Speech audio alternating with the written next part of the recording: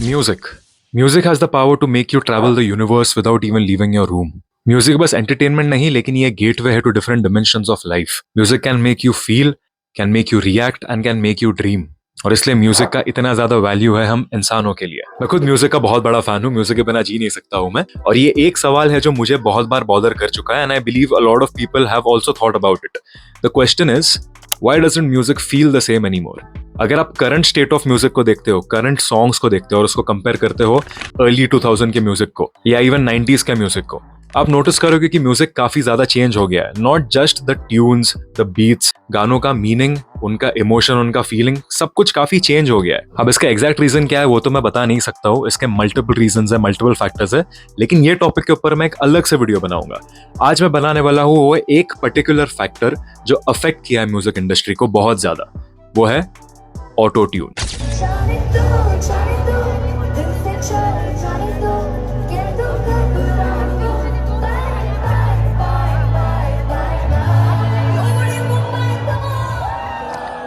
ये जो क्लिप अभी आपने देखा ये था कोल्डप्ले कॉन्सर्ट का जो अहमदाबाद में हुआ था. और ये कॉन्सर्ट का ओपनिंग किया था जसलीन रॉयल ने. अब जसलीन रॉयल, मुझे I will be very honest, मुझे पता नहीं था ये आर्टिस्ट है कौन. इनके गाने मैंने जरूर सुना है, बहुत ज्यादा बार सुना है. लेकिन जब पहली बार इनका लाइव परफॉर्मेंस मैंने देखा ये वीडियो के through, that is when I realized, oh damn, ये गाने तो उन्होंने गाए और लिखे हैं. And which is why after watching this clip, I was extremely disappointed. और मैं अकेला ही नहीं हूँ, इनके खुद के काफी फैंस है जो काफी डिसअपॉइंट हुए हैं इनका परफॉर्मेंस देखकर. उनको रियलाइज हुआ कि जब इनका ऑटो ट्यून फेल हुआ लाइव कॉन्सर्ट में, इनकी एक्चुअल आवाज तो वैसी बिल्कुल नहीं है जैसा इन्होंने सुना था. जो गानों के ये फैन हुए थे, वो गाना जिस इंसान ने गाया था, जो आवाज से गाया था, वो एक्चुअल में कुछ और ही था. Now before we get any deeper into this Jasleen Royal and auto tune case, I want you to watch this video.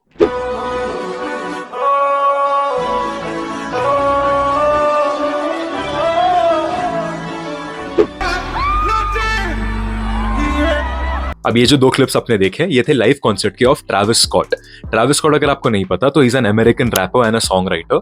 He is very famous, very popular all over the world. और इतने बड़े artist होने के बाद भी इनके साथ भी ऑटोट्यून का फंबल हो चुका है 2-3 बार. एक बार तो ऑटोट्यून डिसेबल हो गया था और एक बार ये स्टेज से गिर गए थे जब ऑटोट्यून ऑन था.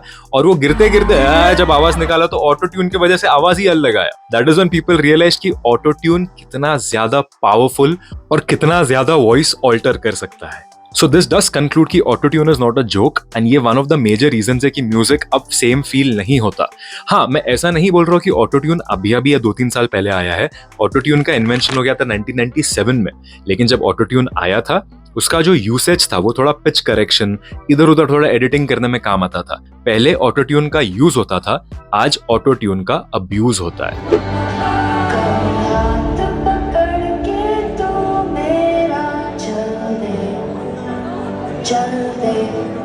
जसलीन रॉयल का जो केस हुआ कोल्डप्ले कॉन्सर्ट पर, ये पीक एग्जांपल था कि म्यूजिक इंडस्ट्री कितना ज्यादा नेगेटिवली अफेक्ट हो चुकी है बिकॉज ऑफ ऑटो ट्यून. क्योंकि अगर ये सिंगर जो इतने ज्यादा पॉपुलर, इतने ज्यादा फेमस है ऑल ओवर सोशल मीडिया, इनको इतने बड़े कॉन्सर्ट के ओपनिंग को बुलाया और इनकी खुद की आवाज एक्चुअल में प्योर रॉ टैलेंट नहीं थी, ये कंप्लीटली डिपेंडेंट थे ऑटो ट्यून पे. अब उनका कंप्लीट क्रेडिट मैं छीनना नहीं चाहता हूँ. Maybe her voice is actually decent, it might be better than average, but it is definitely not as good as her songs. क्योंकि इनके जो सॉन्ग्स होते हैं अगर आप वो सुनोगे और इनका लाइव परफॉर्मेंस अगर आप सुनोगे, आपको रियलाइज होगा ये दो डिफरेंट इंसान हैं, डिफरेंट एंटिटीज है कंप्लीटली. क्योंकि एक है उनका एक्चुअल आवाज जो सुनाई देता है प्रॉपर विदाउट एनी एडिट्स, और दूसरा है उनका रिकॉर्डेड म्यूजिक जो एडिटेड है यूजिंग ऑटो ट्यून. सो इसका मतलब यही है कि इनको जो भी फेम एंड पॉपुलैरिटी मिली है, it's probably because of the software, because of technology and not because of raw talent.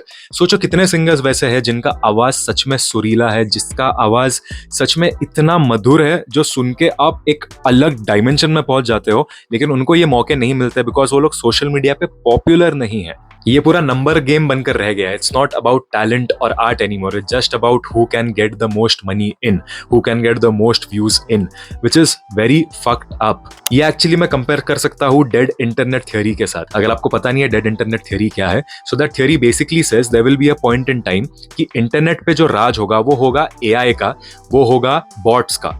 इंसान इंटरनेट को कंट्रोल नहीं करेंगे. इंटरनेट कंप्लीटली एल्गोरिदम पे चलने वाला है. और अगर आप देखोगे तो आजकल वही हो रहा है मोस्ट ऑफ द केसेस में. So when it comes to music, इसके ऊपर भी आप डेड म्यूजिक इंडस्ट्री थ्योरी बना सकते हो. क्योंकि think about it, I really want you to think about it कि कितने लोग हैं ऐसे जो किसी को फॉलो करते हैं, जो किसी को मानते हैं, because as I mention music is not just entertainment, it's a gateway to different dimensions of life. Music आपको बहुत कुछ फील करवा सकता है, आपको ये नॉस्टैल्जिया में, मेमोरी में पीछे भेज सकता है, आपको मोटिवेट कर सकता है, आपके एक्शंस, आपके रिएक्शंस को भी ऑल्टर कर सकता है।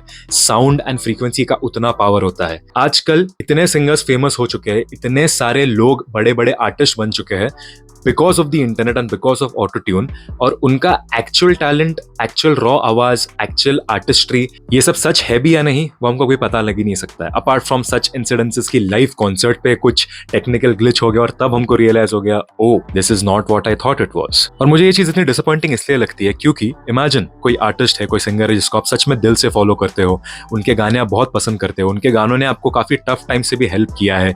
Music does work like that, it works like a charm. आप उनसे इमोशनल एक अटैचमेंट करके बैठ जाते हो, एक आर्टिस्ट से, एक पर्टिकुलर सिंगर से, और जब आप उनके लिए पैसे देते हो, उनका लाइव कॉन्सर्ट अटेंड करने के लिए, आपका हार्ड अर्न्ड मनी आप उनको देते हो just because you could get a glimpse of that person, you could actually sit over there and listen to that symphony and enjoy that. Finally आपको realize होता है कि ये सब तो झूठ था। Is autotune really the enemy over here? Are these singers who use autotune to get fame, popularity and money, are they wrong? ये क्वेश्चन का आंसर देना इतना आसान नहीं है, इसके बारे में आपको सच में बहुत ज़्यादा सोचना पड़ेगा। और जब बात आती है ऑटो ट्यून की, ये मेरा बिलीफ है, ये मेरा थिंकिंग है, ऑटो ट्यून के बारे में कुछ ना कुछ करना चाहिए। इसको हम कंप्लीटली स्टॉप तो नहीं कर सकते क्योंकि ऑटो ट्यून आफ्टर ऑल एक टूल है। एक टूल इसलिए बनाता है इंसान ताकि उनका काम आसान हो सके, and auto tune is really very helpful. You can not completely stop it, it's not practical, लेकिन इसको रेगुलेट करना चाहिए क्योंकि ये इंटरनेट एंड सोशल मीडिया के ज़माने में काफ़ी अनफेयर चीज़ें हो रही है आसपास। आपके खुद के कितने दोस्त होंगे जिनकी आवाज़ बहुत सुरीली है, जो सच में बहुत अच्छे सिंगर्स हैं, but they never make it. Out of 1000 may be 10 or 5 actually make it. और उसमें से भी ऐसे लोग होते हैं जो बस सॉफ्टवेयर यूज़ करके, बस ऑटो ट्यून यूज़ करके इतना फेम, इतना पैसा, इतना पॉपुलैरिटी कमा लेते हैं कि रियल टैलेंट को हम भूल ही जाते हैं, उसको हम लात मार के निकाल ही देते हैं, which is very unfair. And as I mention in the beginning कि जसलीन रॉयल को आप ब्लेम मत करो, उनको जाकर आप हेट मत करो, क्योंकि उन्होंने आई डोंट थिंक कुछ गलत किया है या किसी के साथ धोखा किया है। उन्होंने बस लीगल चीजें जो भी अवेलेबल है, जो टूल्स लीगली अवेलेबल है, जो सब यूज कर रहे हैं, उसी का यूज करके बस अपना बिजनेस खड़ा किया है। और अल्टीमेटली लाइफ में वही इंपॉर्टेंट है, राइट? आपको पैसा कमाना है, आपको करियर बनाना है, आपको सक्सेसफुल होना है। जो भी पॉसिबल टूल्स अवेलेबल है, जो भी लीगली चीजें आप कर सकते हो, वो करके तो आप जरूर ट्राई करोगे ना कि अपना बेस्ट परफॉर्मेंस देके अपना अच्छे लेवल पर जाना है। उन्होंने भी वही किया, ट्रैविस स्कॉट ने भी वही किया, बहुत सारे सिंगर्स भी वही कर रहे हैं। और इसलिए मेरा मानना यह है कि ऑटो ट्यून को बैन नहीं कर देना चाहिए, उसको रेगुलेट करना चाहिए कि एक आर्टिस्ट उसको कितने हद तक यूज कर सके, उसको अब्यूज ना कर पाए और कंप्लीटली एक फेक आइडेंटिटी, फेक आर्ट ना क्रिएट कर दे जस्ट यूजिंग टेक्नोलॉजी। हम सच में कलयुग में ही जी रहे हैं क्योंकि जो इंसान जो चीजें डिजर्व करता है उसको वो मिलती है नहीं, और जो चीज के लिए कोई इंसान पैदा नहीं भी हुआ है वो सब कुछ लेकर चला जाता है। And I am gonna and this video with a very famous quote. Ramchandra कह गए सिया से, ऐसा कलयुग आएगा, हंस चुगेगा दाना दुन का, कौवा मोती खाएगा।